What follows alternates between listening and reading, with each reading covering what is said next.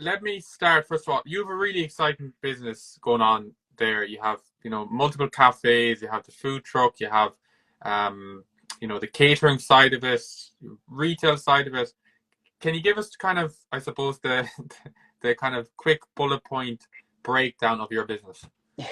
Yeah, quick. I don't know, but I'll try. Yeah, it's basically started off. My whole background was hospitality. Studied in Shannon College hotel management, and basically just worked my way up through the ranks from there. Always wanted to be an entrepreneur. Always wanted to do my own thing, and just loved hospitality. Had a bug for it. Spent a lot of time in the UK. Spent a lot of time in Ireland and the States as well, and eventually came back, and my dream was to open my own place with the experience and the knowledge that I'd kind of gained from traveling around and working for some of the best places around. So yeah, rewind 6 years ago, we opened Rock Salt in Blackrock here in County Louth. Lovely seaside location, and we started off with a 17-seater. We had six, seven staff members, including myself. Most of them were part-time. And we've managed to grow it over 6 years to, geez, we must have nearly 90 team in the team at the moment. Wow. We've got 5 cafes, a bakery, a central production unit, which we've just started there a couple of months ago. And we do a lot of sports catering, and we have 2 food trucks now. We have a coffee trailer and an old 1960s food truck as well. So yeah, there's lots going on, and it's really exciting. Every day is completely different, which I love. Yeah, for sure. That's cool. Um, so going back to when you started off, I'm always interested to kind of chat to people about. I suppose you must have had loads, and even now and all the rest of it. But the earlier days setting up the business, you would have had lots of kind of challenges and hiccups and low points and all the rest of it. Is there any standout one to you that kind of your biggest challenge in the earlier days? There was loads, to be honest. You're thinking going back and having all this experience, you think, like, I worked in 5-star hotels, around Michelin restaurants, and you think, going back, starting up a cafe, this is going to be easy. I'm going to have fucking loads in 6 months. Do you know, that kind of way? Yeah.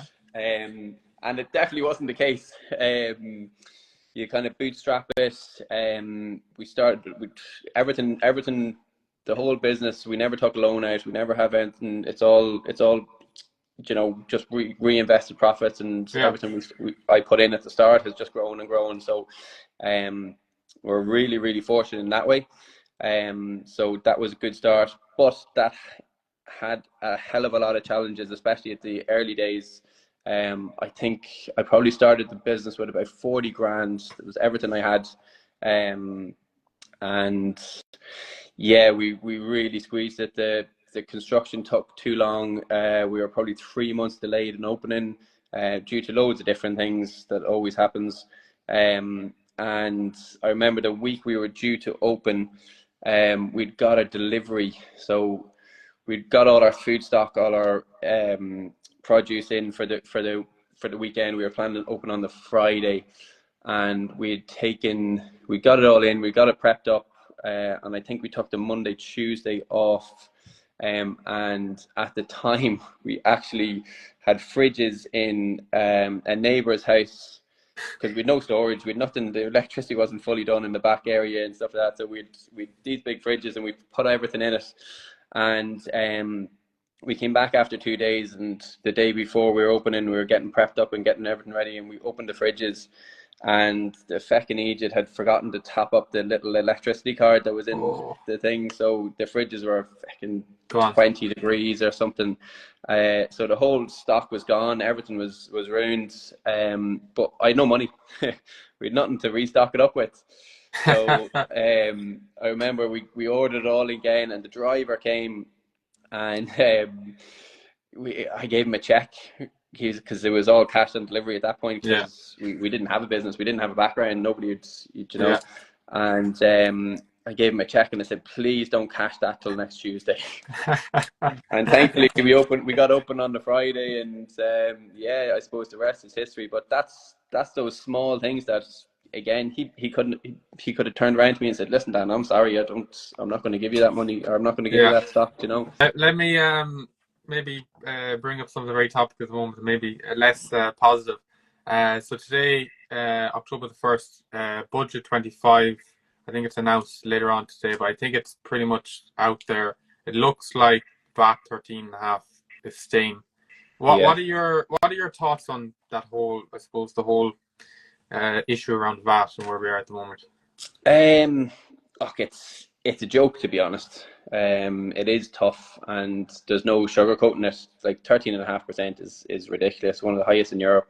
Don't know what the government's thinking or what's going on there. Add that with all the escalating costs in hospitality businesses, between labour costs, between your pension enrolments, between minimum wage increases over the last couple of years, and obviously the huge hike in food costs. Just seems like the government doesn't really care about it, you know. But to be honest, everybody's in the same boat, you know. Like you hear all the time about fucking restaurants closing and cafes closing and things like that, which is true and fair. I don't think they're closing because of the VAT rate, let's be honest. There's 4%, and of course 4% is huge on the bottom line in hospitality, absolutely is. But they're not talking about all the cafes that are opening. I mean, there was 3 closed in Dundalk there recently enough, but there must be 6 that have opened in the last year, you know. So as doom and gloom as it is, like, I don't know, I always try to look at the positive side of stuff. I'm not sitting in the government, I can't change it, so what I can do is get up and get on with it, and focus on producing the best stuff that we can do, and make sure that the business survives and that we can maintain profit, whatever way we have to do it, you know. And I think that's what's being an entrepreneur, and that's what being in business is all about, you know.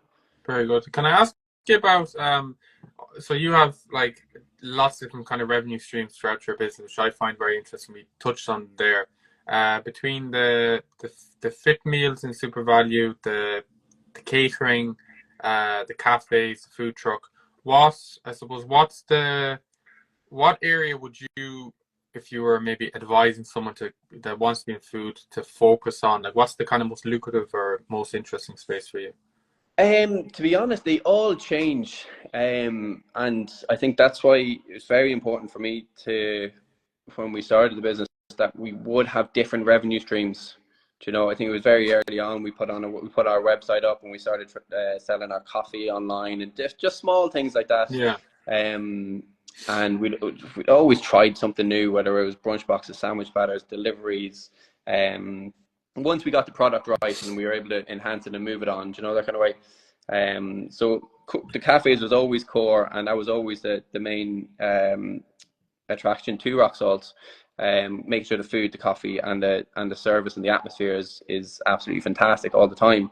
That obviously has its challenges, but I think in this day and age, businesses definitely need to have so many different revenue streams, because as soon as one falls down, you keep going. I mean, we tried another restaurant that failed, and thankfully I'd kept that completely separate, and that was a standalone business, and there was a separate revenue stream, and we were able to walk away from it without bringing the rest of the business down, you know. So different revenue streams is so important, especially in this field. But in terms of directing people into it, hospitality and food businesses are tough going. So unless you really know what you're getting into, and you know the margins, and you know the costs, and you know how to manage the business, and more importantly, know how to manage people and lead people, and have that passion for it, I wouldn't advise anybody to go into it. But obviously, if you were, cafes are hard at the moment because they're so labor intensive, and the costs obviously associated with labor has gone through the roof. That central production kitchen unit that we have has been a great addition so far, and we're only starting to see the fruits of that coming through as well, and the benefits that should have in the business. We work with a lot of the sports teams, which kind of just came through ad hocly as well, but we've grown that side of the business huge. We now look after Dundalk FC, Drogheda United, Loud GAA, Derry GAA, St Patrick's Athletics as well with Stephen Kenny. So, and that's just turned into a huge business by itself, you know. the margins are a lot smaller than if people were coming in and out of the cafe in terms of your profit margins on that side, but your scale is a lot more. You're feeding 50 people at Yeah. once, you know, that kind of way. Yeah. And same with the catering and the fit meals as well. You know, there's a very small margin, but we can produce 500 meals in a day, you Yeah. know, that kind of way. Yeah. Very good. And it's just about having the system in Yeah. place. Very interesting. Two final ones, Daniel, for you, and I appreciate your time.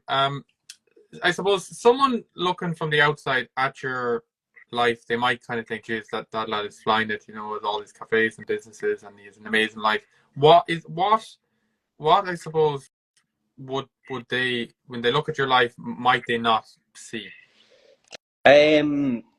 I suppose all the hard work that goes behind the scenes, like, don't get me wrong, I'd be a fairly positive guy anyway, and I'd always look at the optimist side of things.